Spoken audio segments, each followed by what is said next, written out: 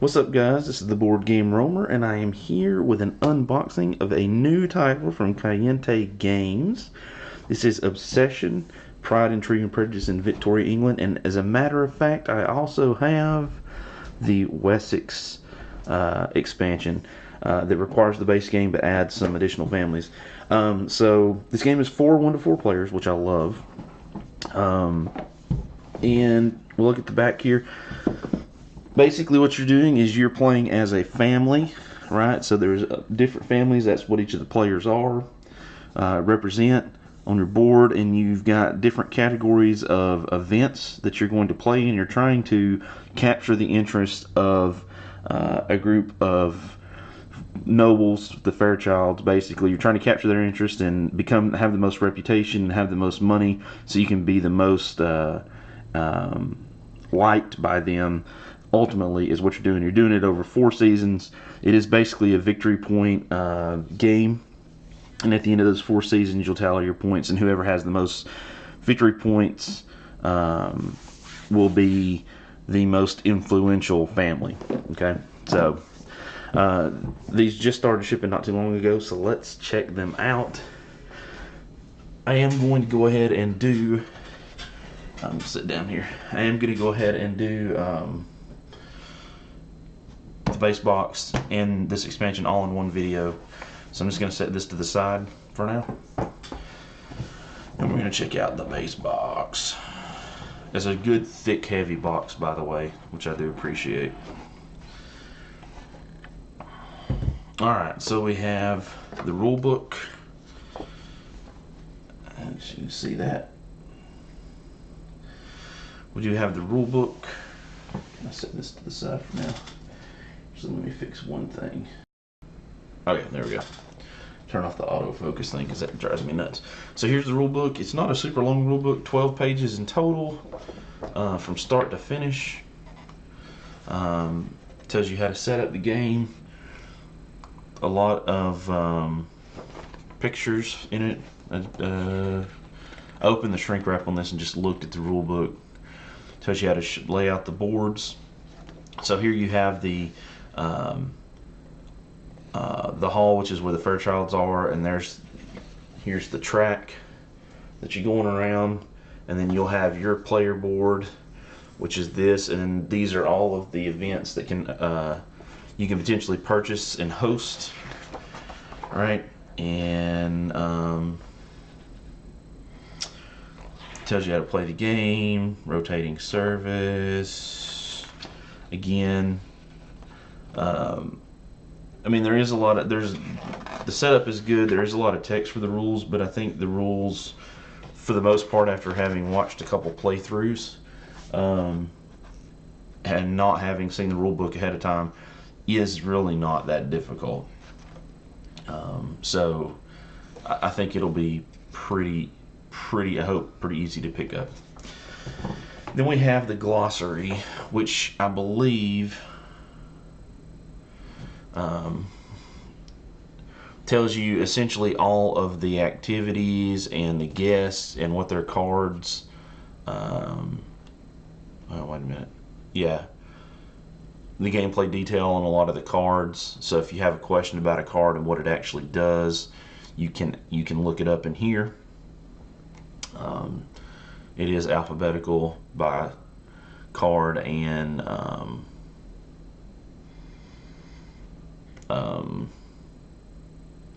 oh shoot, by card and service that you're going to do, so you can find it. And it also has some variations, and I would say that, based again on what playthroughs I've seen, the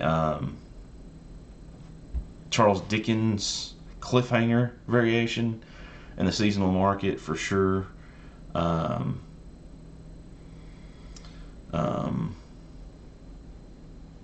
I like.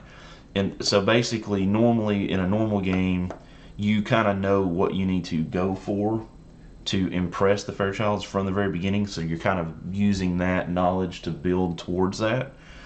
With the cliffhanger Charles Dickens method, you roll a die, and what you need to build toward is randomly revealed, but not necessarily at the beginning. It may be, you know, 1 or 2 rounds into it before you find out what they really want. So I like that, because to me that represents, you know, people getting to know them. Maybe they just moved there, you're trying to get to know them, and you know, the gossip mill maybe not running at full potential. It just makes the gameplay more dynamic, because you know, if you know ahead of time, then everybody's kind of building for the same thing. But if you don't know, then it kind of makes it a little bit more what if, and you're kind of doing a lot of different things, and you're not necessarily. I don't know. I think it's more dynamic. The other one that I like is the seasonal market. And so what that is you have all of the market is basically where you buy these tiles that you represent events that you can host, kind of like you're getting ready to host them. And so when you buy those tiles, then as you go through, you're taking one, somebody else is taking one, or one's, I believe, getting removed. You're constantly just replacing one. But there's 4 seasons in the game, and at the end of each season, everything on the board gets wiped. So I think you're going to see a lot more tiles, which is good if you have an objective that's looking for a specific tile for the in-game scoring. But it also puts a little pressure on you if you've got a tile that's in there, maybe even one that's really expensive or more expensive based on your current money situation, that's going to force you to kind of be more strategic in how you pick and what you do in order to gain that tile before it gets wiped. So I do like that. Alright, so the player boards. So there are 4 player boards with the main game, and all the player boards are basically the same. They all look the same. There's the Cavendish, the Argwith, I may have saying that wrong, my bad, York, and Ponsonby. We'll go with that. But all the tracks, all the boards are the same. Each house that you're playing has a different player power. So, for example, this family has the Ponsonbys. Oh, there it is. Have the greatest wealth. Begin the game with $300, so you start with more money for there. York family service staff are exceptional. Begin the game with an extra footman. So they're all different player powers that help you in some way with what you have to do. Gives you extra family cards with the Asquith, etc., etc. So basically, you have the activity that you're trying to do. You're going to have service, and you're going to basically spend people in order to make those things happen, right? You're expending staff resources. And this board tracks that, and your reputation gives you a place to keep your money. So that's what that is. All these are the same, okay? The country states improvement. So these are the 5 categories of service that you can have, the tiles that you're going to be drawing, and they're going to come into these tiles. And as far as the love interest, the interest of the Fairchilds into a family is generally pretty much going to be, I think it's exclusively, but I don't want to say that not knowing, it's going to be kind of who has the most in one of these categories, right? And then there'll be some powers and some people that maybe make more in certain categories and whatnot, as far as guests that you're inviting to these events. But everybody will get one of these. This is just a standard, nothing special about it. But it would sit, for example, underneath like that. And that makes your player board, and then you would lay out your tiles in the columns here as you purchase them. And then eventually flip them as you actually host the events. This is the Abbey Hall, or Alderley Hall, I mean. So there are some cards here, theme cards, victory point cards, I won't talk about those, but those exist. But this is where the Fairchilds live, and this is what I was talking about. You have 4 seasons, and at the end of each season, there's a courtship. Who gets the interest of the Fairchilds, which gives you an advantage with their card because they can do some really cool things. So the other thing that's pretty neat about this is there's some events that happen, okay, here that are events in the game like Village Fair, Builder Holiday, National Holiday, right? Those sorts of things. But this is actually a 2-sided board. So there's the standard play, which is basically you have 4, and I know this verbiage is not correct, but 4 rounds, right, for a season. Extended play, if you flip it over, has 5. And they've got sprinkled in more events, essentially. So there's an extra Village Fair, it looks like, an extra objective card, etc., etc.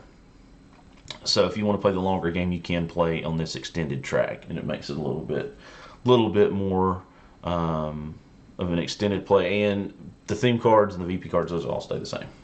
All right, and then you've got those in a second. Then you have the market.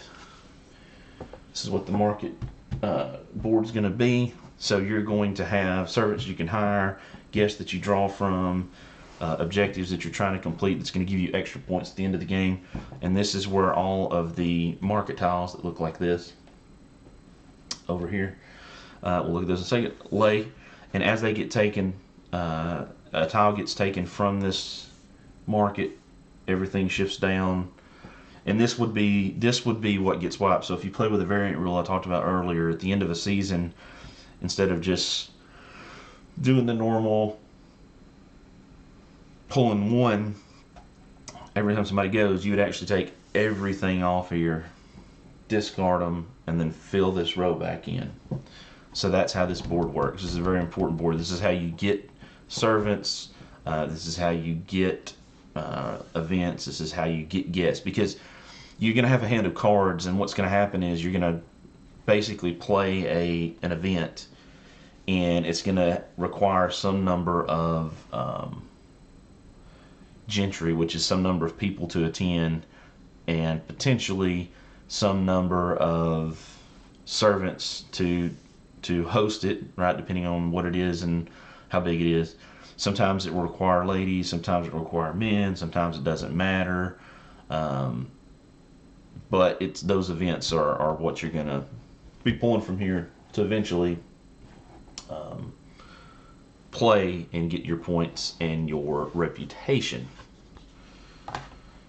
Alright, and then of course, this is going to be the hard part. I knew that was going to happen. Then of course we have, oh, 1 already came out. Oh, 2 already came out. Let's leave those in there for now. Then we have all the cardboard, we have money, we have reputation markers, reminders. So these are all the different types of categories. Remember the different categories. So here's the category with, this has got English garden, fenced paddock, main gazebo. This one, for example, says 2 gentry, you have to use a footman, and you get 2 reputation. Right, it's an estate tile, monument. So they all do different things. So you've got those 5, I believe it was, categories, and then of course you have money and reputation and such for each one of those categories on the board. There's some wine cellars, smoking room, drawing room, music room.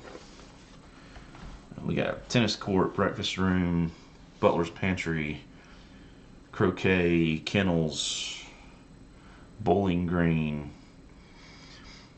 and there are multiples of these. Okay, so for example, this bowling green, there's 3 of them here.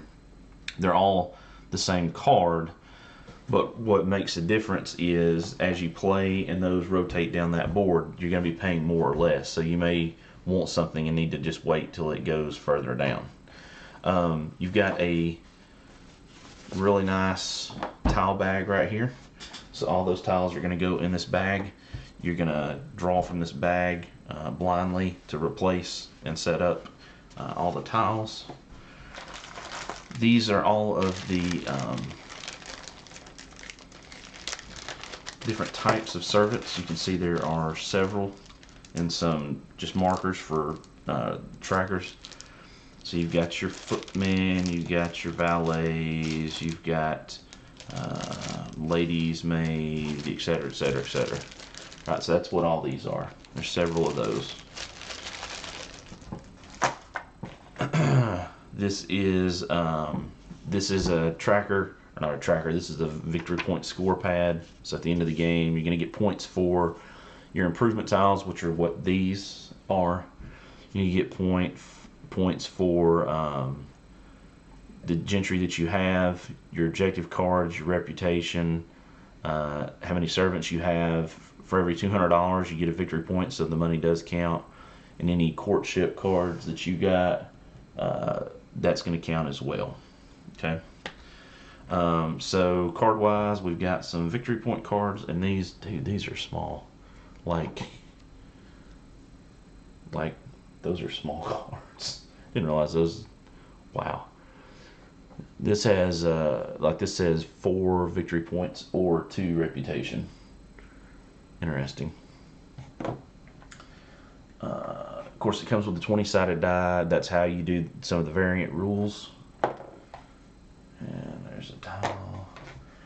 There are objective cards. So basically, for example, this says gentlemen's group have a billiard room, kennels, and cabinet of curiosities, and you get 17 victory points. So you're gonna have to get those buildings right, and I think probably host those events. But those are very hard buildings to get because there may not be many of them, or they may be very expensive to host. Then you've got these cards. Now these cards are pretty cool. You should have a couple different types of cards here.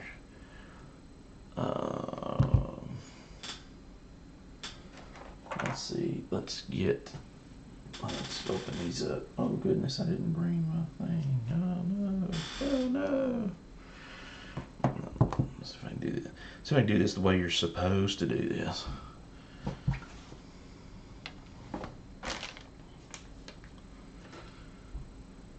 Which means probably not.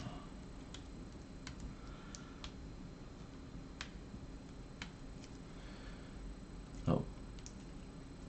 There we go, if I open it on the right side. Oh. Come on, little buddy.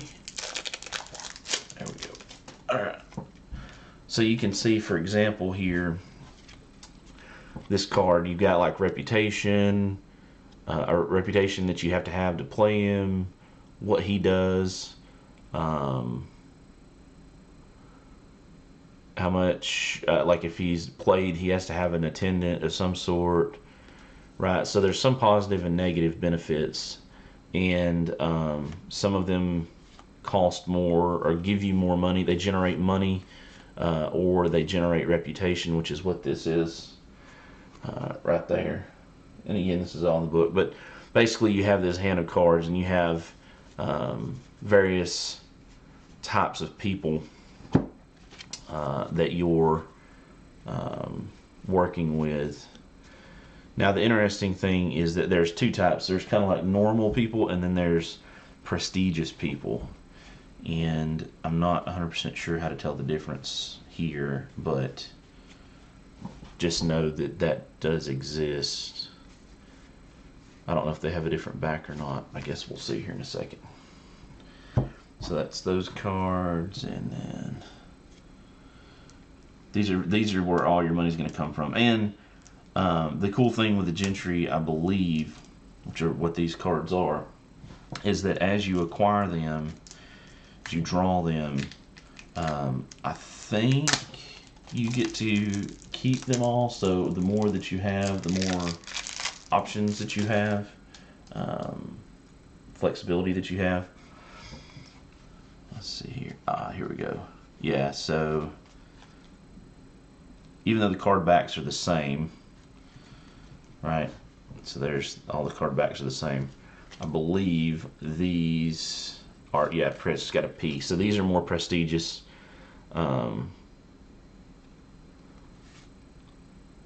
They give you some money, but then they give you a kind of something ability.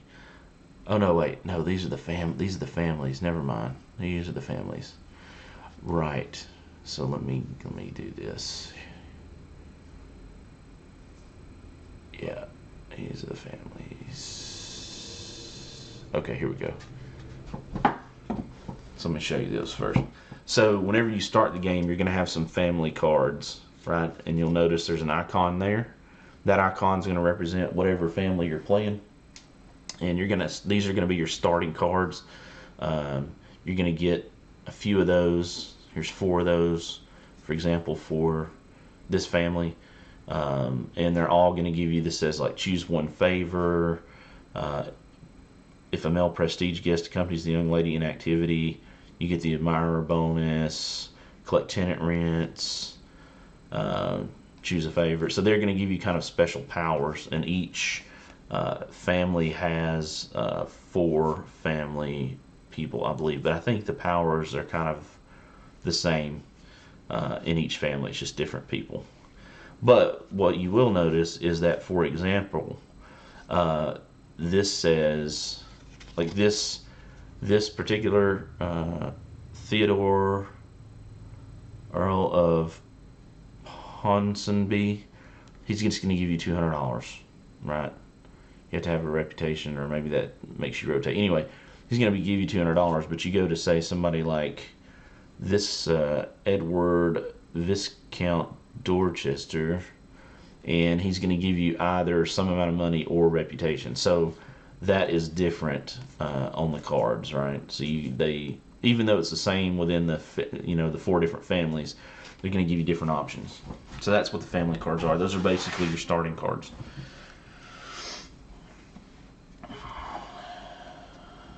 And yes, and then here's the Fairchilds, Charles and Elizabeth Fairchild. That's who you're trying to win the support of, so to speak.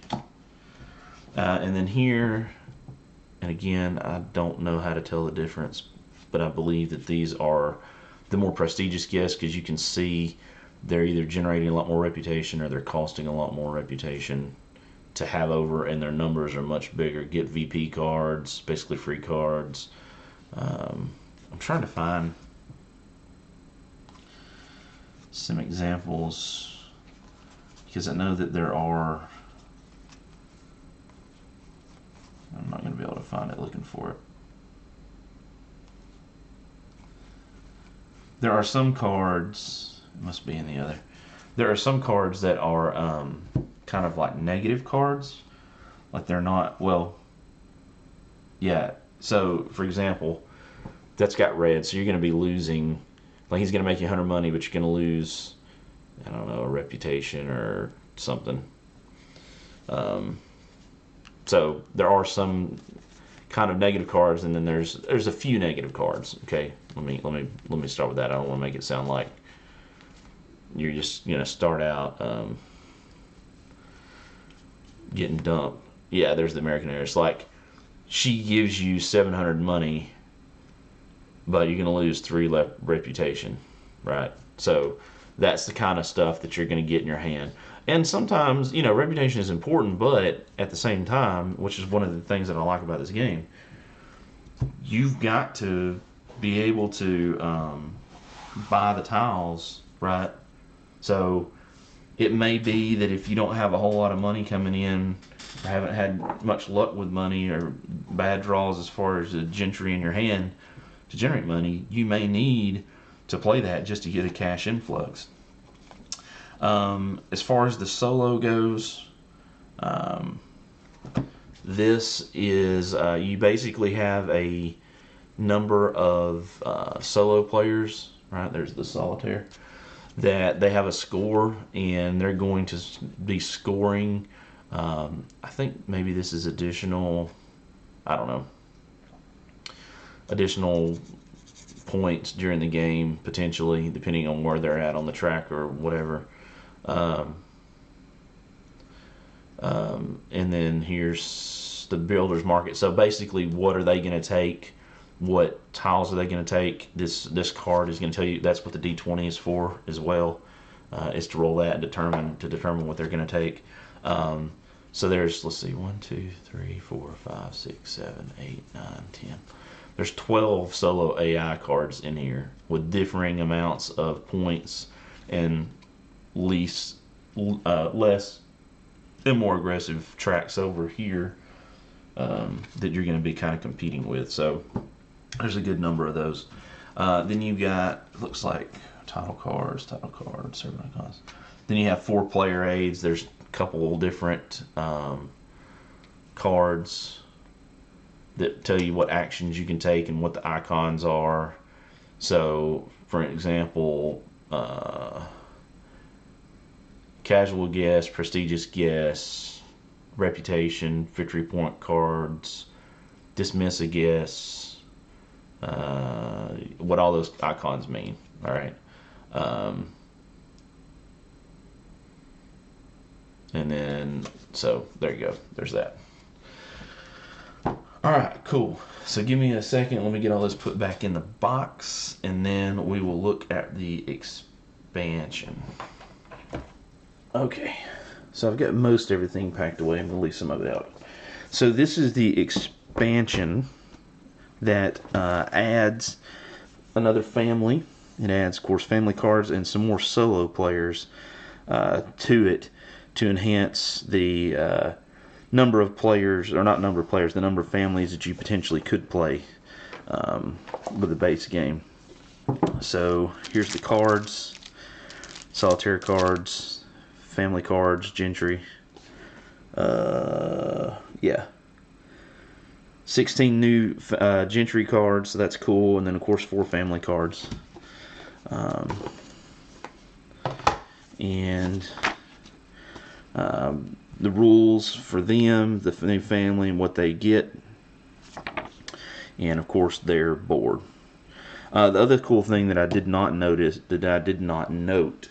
is that there's some special actions you could do, and this does have an order of play. It doesn't give you every detail, but it does at least have an order of play printed on the board, which I think is pretty cool. So that is it for the Wessex expansion. It's literally just adding a few more cards and another family as an option instead of the base set, so you have a little bit more variability. So that is Obsession by Kayenta Games. An awesome game. I've loved to play throughs. I'm really looking forward to be able to play this game myself. And and there is a solo variant, so at some point in time on the channel I definitely will be playing this. So thank you guys for watching. Thank you guys for subscribing. I'm the Board Game Roamer, and I will see you, ladies and gentlemen, in the next video. Bye guys.